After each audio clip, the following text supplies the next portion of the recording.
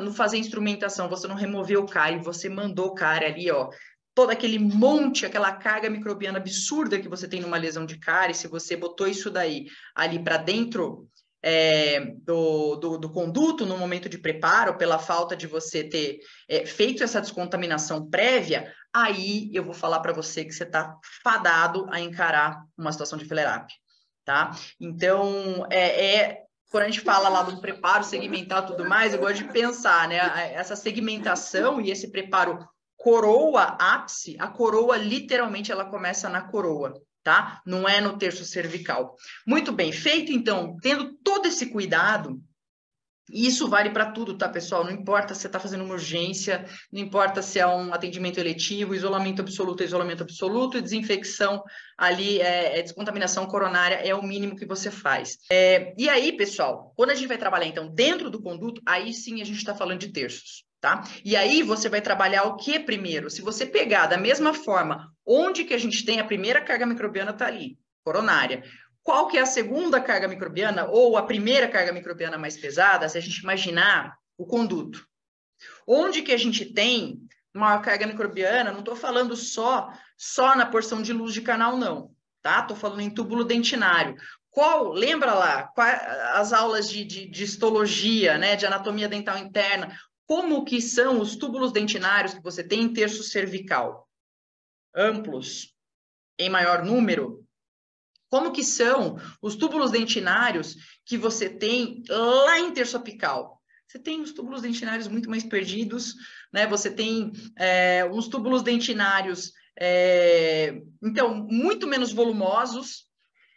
E aí, se você pensar na infecção que está dentro desses túbulos dentinários, que a gente tem um infinito de carga microbiana ali, a gente tem um negócio massivo em terço cervical de canal e depois terço médio. Por isso que se você pegar, né, olha só, por isso que a gente fala, às vezes numa urgência, paciente, poxa, eu estou fazendo de tudo para encaixar esse paciente aqui, atender uma urgência e só tem um tempo extremamente restrito. O que que eu faço? Não vai dar para eu descontaminar tudo de todos os canais. Falou que pelo menos se descontamina terço cervical e médio, tá? Tá falando um caso de necrose, às vezes uma pericementite, alguma coisa assim, você vai remover o grosso daquela carga microbiana, certo? Então, quando você tem esse cuidado, você remove primeiro todo aquele lixo mesmo que está ali, aquela contaminação absurda de terço cervical e médio, como com instrumentos e com substância química auxiliar e solução irrigadora, tá? Não é só com lima e não é só gotejando sua substância química auxiliar ali dentro ou no momento da irrigação, porque isso é importante, tá? Esse conceito aqui é o que eu já vou falar na sequência aí de um protocolo de irrigação. Irrigação não é só a substância química auxiliar, não.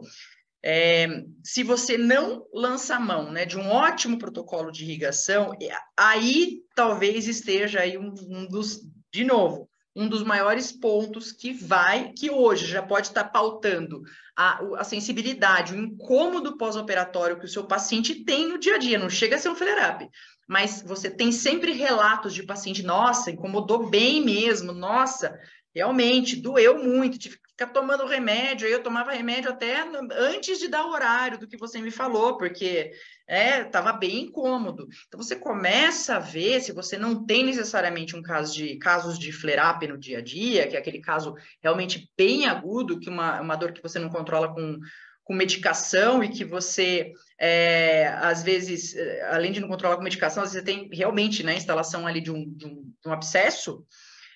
Se você não chega nisso, às vezes você passa perto disso e você pode nem estar tão consciente do que está acontecendo. Para olhar, ver essa questão do preparo, você só vai chegar, eu sei que às vezes dá uma vontade, fala, putz, será que está patente esse canal? Quero meter a lima logo lá no terço apical para ver se eu consigo uma patência. Se você faz isso daí, segura a ansiedade, tá? A última coisa que você pode pensar é no seu paciente, depois tendo um flare-up, assim, uma dor pós-operatória muito horrível, precisando de muita medicação, né? Ficando, te ligando, daí você vai falar, ai, tô só com dor de cabeça na endodontia, paciente me enchendo a paciência aqui, pô. Cara, rever o que você tá fazendo.